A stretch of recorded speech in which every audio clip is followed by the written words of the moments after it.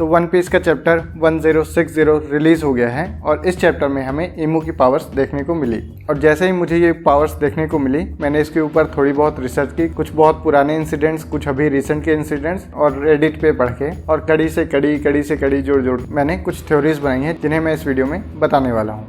What a busy day! इससे पहले कि मैं वीडियो का मेन कंटेंट स्टार्ट करूं, मेरे सभी सब्सक्राइबर्स को थैंक यू और जिन्होंने अभी तक सब्सक्राइब नहीं किया है वो लोग इसे देखो और जल्दी सब्सक्राइब करो। मेरे सब्सक्राइबर्स फिर से अटक गए हैं। इस चैप्टर में हमने इमू-सामा को देखा और हम ये देखते हैं कि उसके हाथ में एक मैप है जिसपे उसने लुलुशिया किंगडम को क्रॉस कर दिया है। थोड़ी देर के बाद हमें लुलुशिया किंगडम देखने को मिलता है जिसमें चारों तरफ लाइटनिंग हो रही है और फिर आसमान से कुछ नीचे गिरता है और लुलुशिया किंगडम को पूरी तरह से डिस्ट्रॉय कर देता है। तो ऐसी कौन सी पावर्स हैं जो कि इमू इस्तेमाल कर रहा है? टू बी फ्रैंक मुझे खुद नहीं पता, लेकिन अगर मुझे एक गेस करना होगा तो मैं ये कहूंगा कि इमू इस टाइम पे यूरेनस की पावर्स को यूज कर रहा है। अब यूरेनस का नाम हम सब ने सुना है जिसके बारे में अभी तक हमें कोई भी जानकारी नहीं है। अब मैं कुछ पॉइंट्स ऐसे रखूंगा जो इस बात को प्रूव करेंगे कि इमू के पास यूरेनस है, जिसमें से पहला पॉइंट है लुलुशिया किंगडम को डिस्ट्रॉय करना और गॉड वैली इंसिडेंट वाले किंगडम को डिस्ट्रॉय करना, क्योंकि इन दोनों इंसिडेंट्स का कनेक्शन कहीं ना कहीं इमू से था। अभी की अगर बात करें तो लुलुशिया किंगडम में साबो है जिसे डिस्ट्रॉय करने के लिए या फिर जिसे मारने के लिए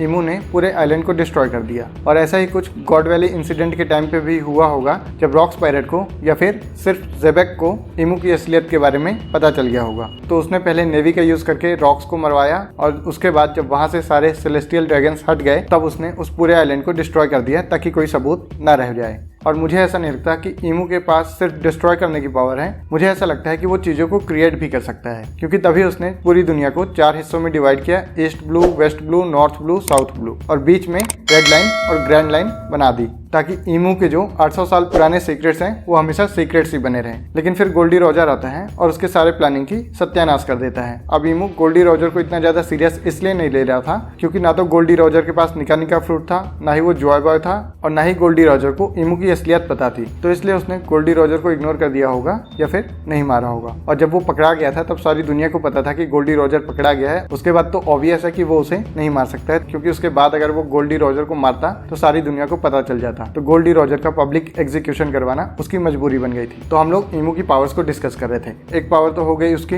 यूरेनस, जिससे वो आइलैंड्स को बना सकता है और तोड़ सकता है। कुल मिला के वो अर्थ के शेप को बना और बिगाड़ सकता है। प्लूटोन के बारे में हमें इन्फॉर्मेशन है कि प्लूटोन के पास पावर्स हैं कि वो पूरे आइलैंड को डिस्ट्रॉय कर सकता है। और मुझे ऐसा लगता है कि लूफी फाइनल आर्क में प्लूटोन, पोसाइडन और यूरेनस इन तीनों का इस्तेमाल करके ग्रैंड लाइन और रेड लाइन को डिस्ट्रॉय कर देगा ताकि चारों सीज फिर से एक साथ हो जाए और वहाँ पे हमें ऑल ब्लू देखने को मिलेगा जो कि सांजी का सपना है, और नामी वर्ल्ड का मैप बना सकती है जो कि नामी का सपना था। इमू की पावर से ही रिलेटेड कुछ और चीज़ें जो मैंने रेडिट में पढ़ी थी तो मैं आप लोगों को बता देता हूँ। पहली चीज़ तो ये कि इमू किसी भी आइलैंड को डिस्ट्रॉय कर सकता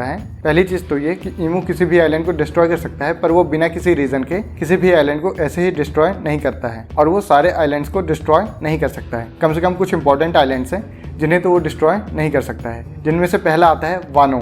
अब वानो की लोकेशन हमें मैप में दिख रही है, लेकिन इमू वानो को डिस्ट्रॉय नहीं कर सकता है, क्योंकि अगर वो वानो को डिस्ट्रॉय करता है तो इस चीज़ के चांसेस हैं कि हो सकता है प्लूटोन भी डिस्ट्रॉय हो जाए या फिर प्लूटोन ब्लास्ट हो जाए। तो इमू प्लूटोन को खोने का रिस्क नहीं लेना चाहता है या फिर नहीं ले रहा है। दूसरी जगह जो इमू डिस्ट्रॉय नहीं कर सकता है वो है फिशमैन आइलैंड। अब फिशमैन आइलैंड को भी इमू डिस्ट्रॉय नहीं कर सकता है क्योंकि फिशमैन आइलैंड मैप में नहीं है और ये पानी के नीचे छुपा हुआ है। तो शायद यही कारण है कि पोसाइडन को फिशमैन आइलैंड में रखा गया है ताकि इमू उसे डिस्ट्रॉय ना कर पाए। अब ये अभी जो लोग कर रहे हैं उन्हें इस बारे में नहीं पता, लेकिन 800 ईयर्स पहले जिन लोगों ने इन चीज़ों को बनाया था उन्हें इस बारे में पता था और इसीलिए इन चीज़ों की लोकेशन ऐसी रखी गई है कि इमू इन्हें डिस्ट्रॉय न कर पाए। जो तीसरी जगह इमू डिस्ट्रॉय नहीं कर सकता है वो है जो आइलैंड या फिर फैंटम आइलैंड। इसका भी रीजन सेम है कि पहली बात तो ये मैप पे कहीं पे विजिबल नहीं है, दूसरी बात ये यहाँ से वहाँ जाता आता रहता है क्योंकि ये आइलैंड जोनीसा की पीठ पर है, तो इमू इसे भी डिस्ट्रॉय नहीं कर सकता है। और फाइनली आता है लॉफ्टेल। अब लॉफ्टेल के बारे में इमू को कोई इन्फॉर्मेशन नहीं है कि लॉफ्टेल कहाँ पर है, लेकिन उसे ये जरूर पता होगा कि लॉफ्टेल में सारे सीक्रेट्स हैं और कोई अगर लॉफ्टेल तक जाता है और वन पीस को हासिल कर लेता है तो उस इंसान को इमू के सारे सीक्रेट्स मिल जाएंगे।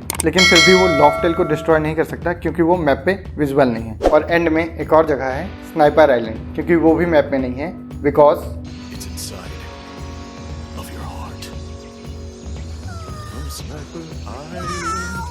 अब बार बार मैं मैप को मेंशन इसलिए कर रहा हूँ क्योंकि यूरेनस की पावर्स के बारे में हमें नहीं पता है। अभी तक हमने जो भी देखा उससे हम सिर्फ स्पेकुलेट कर सकते हैं कि यूरेनस की पावर्स किस तरह से काम करती होंगी। और मैंने ये स्पेकुलेट किया है कि यूरेनस एक वेपन है जिसे आप एक मैप की मदद से यूज करते हो, और मैप में आप जो भी चेंजेस लाते हो यूरेनस उन चेंजेस को इम्प्लीमेंट कर देता है। आप चाहे तो किसी आइलैंड को डिस्ट्रॉय करो या फिर कोई नया आइलैंड बनाओ। एक और पावर जो कि ईमू से एक्सपेक्टेड है वो है किलर ऑफ ऑब्जर्वेशन हाकी। अब हमने शैंक्स को ये पावर यूज करते हुए देखा है और हमें ये पता है कि इस पावर को जो भी यूज करता है उसके आसपास कोई भी ऑब्जर्वेशन हाकी को यूज नहीं कर सकता है। अब ऑब्जर्वेशन हाकी का मतलब सिर्फ फ्यूचर में देखना नहीं होता। ऑब्जर्वेशन हाकी का मतलब ये भी होता है कि अपने आसपास की चीजों को ऑब्जर्व करना, क्या चीजें हो रही हैं, किस तरह से हो रही हैं। तो ईमू की प्रेजेंस को आज तक किसी ने नोटिस नहीं किया। कॉन्ग, सेंगोकू, गार्ग, आकाइनू, आकीजी, किजुरु, फुजितोरा या फिर किसी और नेवी ने। तो ये सिर्फ तभी पॉसिबल हो सकता है जब ईमू खुद की प्रेजेंस को पूरी तरह से या तो छुपा सके या फिर दूसरों की एबिलिटी टू यूज ऑब्जर्वेशन हाकी को खत्म कर सके। और मैं यहाँ पे दूसरे पॉइंट के साथ जा रहा हूँ क्योंकि इस तरह की पावर हमने शैंक्स को यूज करते हुए